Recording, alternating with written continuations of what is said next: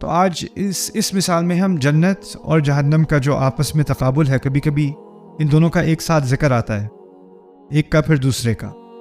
قرآن نے یہ بات بھی کی ہے کہ کچھ صورتوں میں جنت کے بارے میں بہت لمبی بات اور جہنم کے بارے میں 1-2 آیات، اور کبھی کبھار ایسا بھی کیا ہے کہ جہنم کے بارے میں بہت ساری آیات اور پھر جنت کے بارے میں 1-2 آیات۔ ایسا بھی ہوتا ہے قرآن میں، اور کبھی اس کے لیے 1 آیت، اس کے لیے 1 آیت، یعنی ہر صورت کا اپنا ایک خاص سٹائل ہوتا ہے، مقصد ہوتا ہے، اور اس مقصد کے تحت اللہ تعالیٰ فیصلہ کرتے ہیں کہ اس میں کتنا وزن کس بات پر زیادہ ڈالا جائے گا۔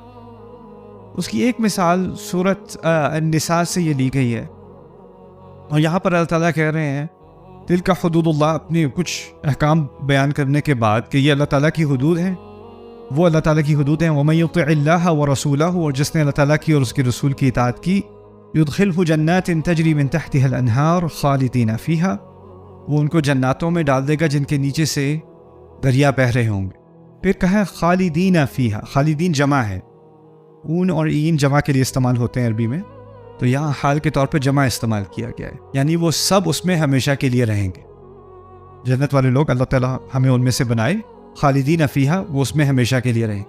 اس کے فوراً بعد اللہ تعالیٰ نے دوسری طرف کی بات کی، وَمَن يَعْصِ اللَّهَ وَرَسُولَهُ، اور جس نے بھی اللہ تعالیٰ کی اور اس کے رسول کی نافرمانی کی، وَيَتَعَدَّ حُدُودَهُ، اور وہ اس کی حدود سے آگے چلتا چلا گیا، تجاوز کیا حدود سے اس نے۔ پھر کہا يُدْخِلْهُ نَارًا، وہ اس کو آگ میں ڈالے گا، خالدن، اکیلا ہمیشہ رہنے کی۔ تو جب جنت میں بات کی تھی تو کہا تھا اکٹھے، اور جب جہنم کی بات کی تو کہا اکیلے، خالدینہ نہیں کہا اس دفعہ۔ اور مقامات پر خالدینہ کہا ہے، لیکن اس خاص مقام پر سورۃ النساء میں اللہ تعالیٰ نے خالدن کا لفظ استعمال کیا، خالدن فیہا۔ تو اس کو سمجھنے کی ضرورت ہے، یہ ایک، یعنی اس کو انگلش میں کہتے ہیں ڈیلیبریٹ، جان بوجھ کر 2 چیزوں کو ایک دوسرے سے مختلف بنایا گیا ہے کہ انسان کا غور اس طرف جائے کہ یہ کیا ہوا یہاں پر۔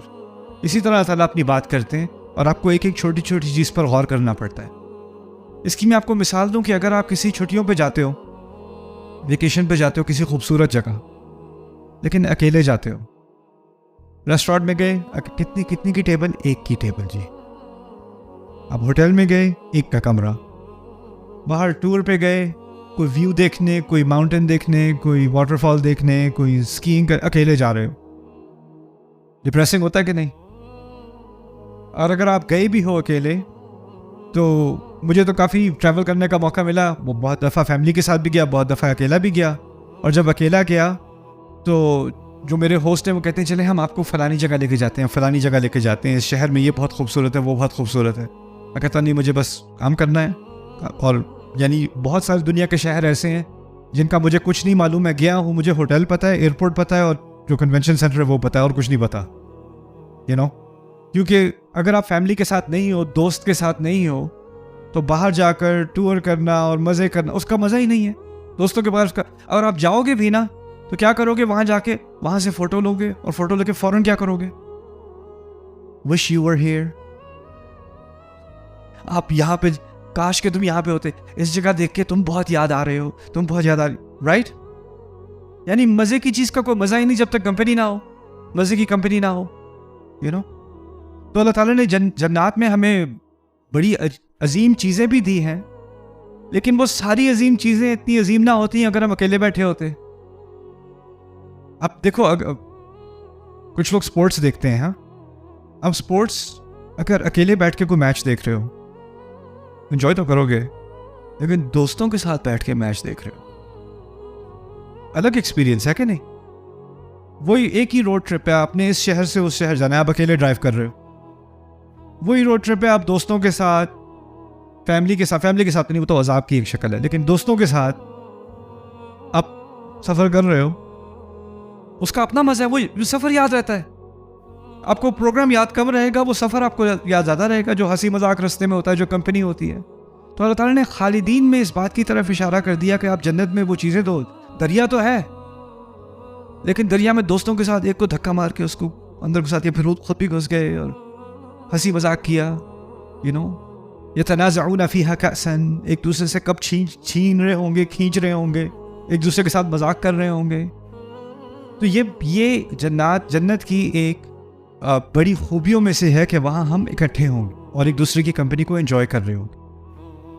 دوسری طرف جہنم میں بہت سارے عذاب ہیں، لیکن ان عذابوں میں ایک مزید عذاب کا اضافہ پتہ ہے کیا ہے؟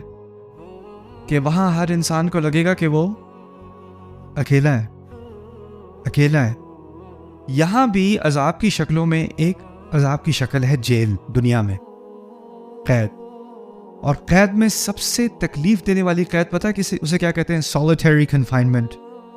کسی کو کسی قید خانے میں ڈال دو، اس کو باقی قیدی کی آواز بھی نہیں آ رہی، کسی کو اس کی بات سن بھی نہیں رہا، وہ اکیلا ہے، اس کو اکیلے رکھو، سالوں اکیلے رکھو، 24 گھنٹے میں سے 23 گھنٹے اکیلے رکھو، نیچے سے کھانا سلپ کر دو، وہ پاگل ہو جائے گا۔ یعنی اس کو باہر سے ٹارچر کرنے کی ضرورت نہیں ہے، اس کا اکیلا پن اس کو ٹارچر کر رہا ہے۔ اور اکیلا پن ایسی عجیب چیز ہے، میں تو اس بارے میں اور بھی اب سوچنے لگا ہوں، کیونکہ میں ایک اسکول میں گیا تھا، وہاں پہ میرا بچوں کے ساتھ میری کچھ بات ہو رہی تھی، تو ایک طرف تقریباً 300-400 لڑکے تھے اور ایک طرف 300-400 لڑکیاں تھیں۔ تو ہمارے دیسی اسکول تھا ایک، جہاں تھا اس کی خیر بتانے کی ضرورت نہیں ہے، لیکن ہمارے طرز کا اسکول تھا۔ تو پرنسپل اور پیرنٹس اور نیوز پیپر والے لوگ اور میڈیا والے لوگ سارے پہلی روز میں بیٹھے ہوئے تھے اور پیچھے سارے بچے بیٹھے ہوئے تھے۔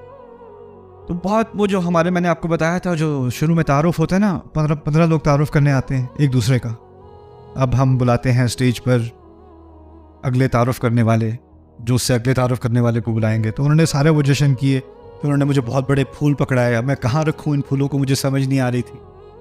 اور پھر اچھا وہ پھول وہ لے کے بھی گئے، دے بھی دیے، پھر لے بھی گئے وہ، تو وہ آسانی ہو گئی میرے لیے۔ پھر انہوں نے آخر میں جا کے اب مجھ سے کہا کہ آپ بچوں کو 1 گھنٹے کا لیکچر دیں۔ میں نے کہا ہے بچے پہلے کم عذاب میں، میں ان کو 1 گھنٹے کا لیکچر دوں؟ میں نے 10 منٹ بات کی بچوں سے، پھر میں نے کہا اب میں بچوں سے کچھ سوال پوچھنا چاہتا ہوں۔ تو پرنسپل فوراً اسٹیج پہ آ گئے، جس کو سوال پوچھنا ہے وہ اسٹیج پر فوراً یہ سائڈ پہ مائک لگائے ہوئے تھے، ادھر آ کے سوال پوچھ لے۔ کتنے بچے اٹھے ہوں گے پتہ ہے آپ کو؟ وہ سزائے موت ہے۔ اس نے کوئی ایسا سوال پوچھ لیا جو پرنسپل کو اچھا نہیں لگا، اس کے پیرنٹس کو اچھا نہیں لگا، اس کے ٹیچر کو اچھا نہیں لگا، بلکہ وہ جا بھی رہا ہوگا نا ٹھیک سے ذرا دیکھ کے، ایسے ہی ہے نا، اگر اس کے ذہن میں سوال ہوگا بھی، اس کی ضرورت نہیں ہوگی پوچھنے کی۔ تو مجھے پتا تھا اس بات کا، تو میں نے کہا دیکھیں ایسا کریں، کیمراز وغیرہ آف کر دیں، اب میں مائک بھی آف کر رہا ہوں، میں ادھر بچوں کے سیکشن میں جا رہا ہوں، آپ میں سے کسی نے پوچھنا ہونا سوال، پیرنٹس اور ٹیچرز وغیرہ آپ پیچھے رہیں، آپ ساتھ نہ آئیں، آپ میں سے جس نے کوئی سوال پوچھنا ہے آپ مجھ سے پوچھ لیں۔ اور پھر میں وہاں سے ہو کے I went to the boys section, یہاں 3 گھنٹے لگے، وہاں 3 گھنٹے لگے، اور وہ چھوڑے ہی نہ، پوچھے جائیں۔ اور پہلے آپ کو لگے کہ ان کی تو بولتی نہیں ہے، تو ان کے تو منہ سے کوئی آواز ہی نہیں نکلتی ان کے، اور جب آپ اندر جا کے آپ نے وہ فارمیلٹی ہٹا دی نا، تو ان کی بولتی بند نہیں ہو رہی۔ اتنی باتیں سیکھی میں نے ان سے، لیکن میں نے جو بات سیکھی جس نے مجھے بہت ڈرایا، پتہ کیا تھی؟ اس میں سے تقریباً 50-60 بچیوں نے ایک ہی سوال پوچھا، What do you do if you feel alone؟ میں فیملی میں تو ہوں، میرے پیرنٹس تو ہیں، میری بہن تو ہے، لیکن مجھے لگتا ہے میں ہمیشہ اکیلی ہوں، مجھے لگتا ہے میرے ساتھ کوئی بھی نہیں ہے، تو میں کیا کروں؟ اور پھر مجھے ایک بچی نے پوچھا ہوتا تو ٹھیک ہے، میں کہتا کوئی بات بتا دیتا اس کو، دوسری نے پوچھا، تیسری نے پوچھا، چوتھی نے پوچھا، فرنٹ سیکشن میں پوچھا، بیک سیکشن میں پوچھا۔ میں نے کہا یہ تو کچھ اور ہی معاملہ ہے۔ تو امریکہ واپس جانے کے بعد میں نے پھر کچھ چائلڈ سائیکالوجسٹ سے بات کی، کچھ سوشل ورکرز سے بات کی، کچھ ٹین کاؤنسلرز سے بات کی کہ کیا سچویشن ہے۔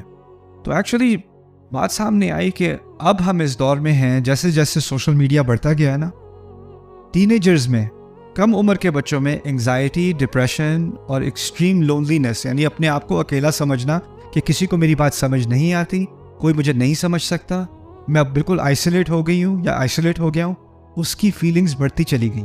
اور دنیا جہاں میں کم عمر کے بچوں میں سوئسائڈ بڑھ گئی ہے، اور یہ بھی ایک عذاب کا ہی منظر ہے نا۔ یہاں پر کہا یدخلہ نارا خالدا فیہا، اکیلا اس کو آگ میں جلایا جائے گا، یعنی اکیلا پن بھی ایک طرح کی آگ ہے، اکیلا پن بھی ایک طرح کا عذاب ہے۔